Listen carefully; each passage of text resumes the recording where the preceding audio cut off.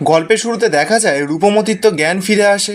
রূপমতি চারিদিকটা ভালো করে দেখেই মনে মনে বলছে যে কি অদ্ভুত এই কক্ষ, চারিদিকে এই সমস্ত ভয়ানক মুখোশ এখানে কি করছে। কেমন যেন কক্ষটা অন্ধকার, গাটা কেমন ছমছম করছে। এরপর রূপমতি দেখতে পায় ওর সামনে একজন বয়স্ক মহিলা শুয়ে পড়ে আছে। রূপমতি তো এবার বয়স্ক মহিলাটার কাছে যায়, গিয়েই বারবার করে ডাকছে, কিন্তু বয়স্ক মহিলাটা কোনো সাড়াই দিচ্ছে না।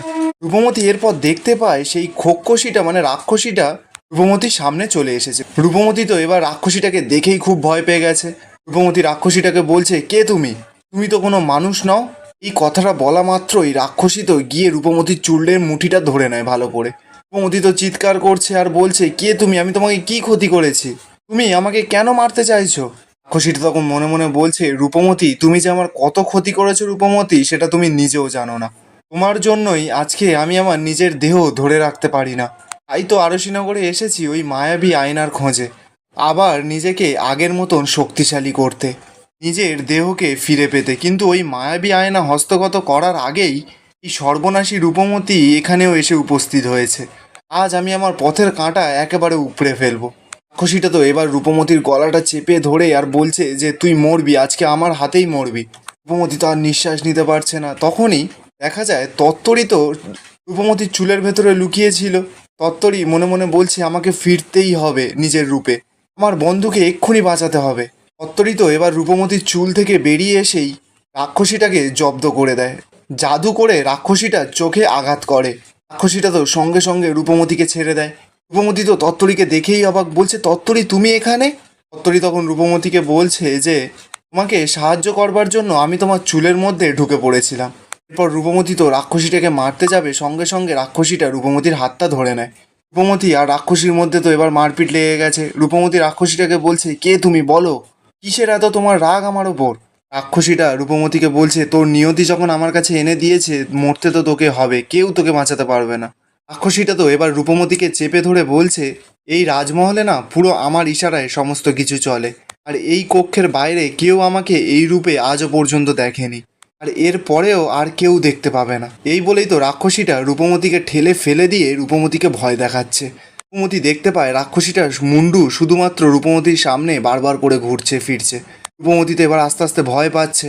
রাক্ষসীটা তো এবার নিজের শরীরের থেকে 100 গুণ বড় হয়ে যায়। রূপমতি তো এবার রাক্ষসীটার সামনে পিঁপড়ের মতন লাগছে, এতটাই বড় হয়ে যায় রাক্ষসীটা। রাক্ষসীটা তো এবার রূপমতিকে নিজের হাতের মুঠোয় করে তুলে নেয়। এরপর রূপমতির শরীর থেকে সমস্ত যৌবন রাক্ষসী নিজের শরীরে ঢুকিয়ে নেয়। রূপমতির তো আস্তে আস্তে চুলটা পুরো সাদা হয়ে যায়, মানে রূপমতি আস্তে আস্তে বয়স্কদের মতন, বুড়িদের মতন পরিণত হতে শুরু করে। রূপমতি এবার মনে মনে বলছে, নিজেকে বাঁচাতে হলে শেষ অস্ত্রটা আমাকে ইউজ করতেই হবে, এবার আমাকে আদিদেবের তরবারিটা স্মরণ করতেই হবে। এরপর রূপমতি তো আদিদেবকে ডাকছে, কিন্তু আদিদেবের তরবারি রূপমতির হাতে এসে পৌঁছাচ্ছেই না। ঠিক তখনই দেখা যায় হঠাৎই রূপমতির হাতে আদিদেবের তরবারিটা চলে আসে। ব্যাস, রাক্ষসীটা তো সেই তরবারিটা দেখেই রূপমতিকে সঙ্গে সঙ্গে ছেড়ে দেয়। রাক্ষসীটা তো এরপর উঠে একটা বড় জাল বানিয়ে রূপমতিকে সেই জালের ভেতরে ঘিরে নেয়। রাক্ষসীটা তো এবার রূপমতিকে বলছে, আগেরবার আমি প্রস্তুত ছিলাম না রূপমতি, কিন্তু এইবার আমি সব দিক থেকে প্রস্তুত। যতই চেষ্টা করিস না কেন, তুই এইবার আমাকে কোনো মতেই মারতে পারবি না। রূপমতি তো অবাক, রাক্ষসীটাকে বলছে যে আমি আমি কবে তোমাকে হত্যা করার চেষ্টা করেছি যে তুমি আমাকে মারতে চাইছো? আমি তোমাকে বারবার করে বলছি, কিন্তু তুমি কিন্তু ভুল করছো। আমার হাতে যে এই তরবারিটা দেখছো, এর অসীম ক্ষমতা সম্পর্কে তোমার কিন্তু ধারণা নেই। কোনো অশুভ শক্তিকে প্রতিহত করতে পারে একমাত্র এই তরবার।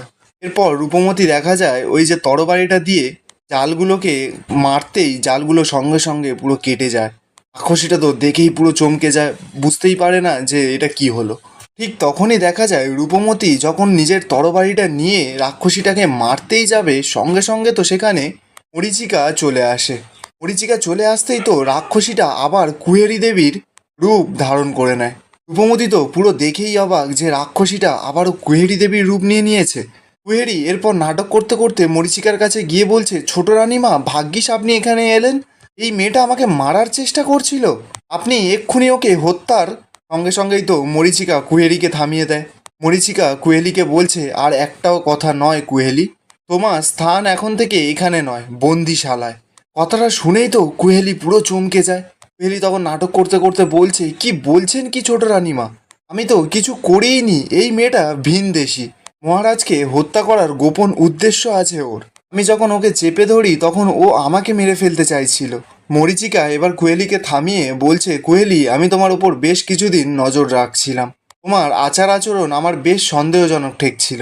প্রাসাদের এত দাসীরা দিনের পর দিন কোথায় উধাও হয়ে যাচ্ছে সেটা এবার আমার কাছে পুরো পরিষ্কার। তোমার তাই স্থান এখানে নয়, কারাগারের বিশেষ এক কারাগারে তোমাকে বন্দি করা হবে, যেখান থেকে তুমি চাইলেও অশুভ শক্তি প্রয়োগ করে নিজেকে মুক্ত করতে পারবে না।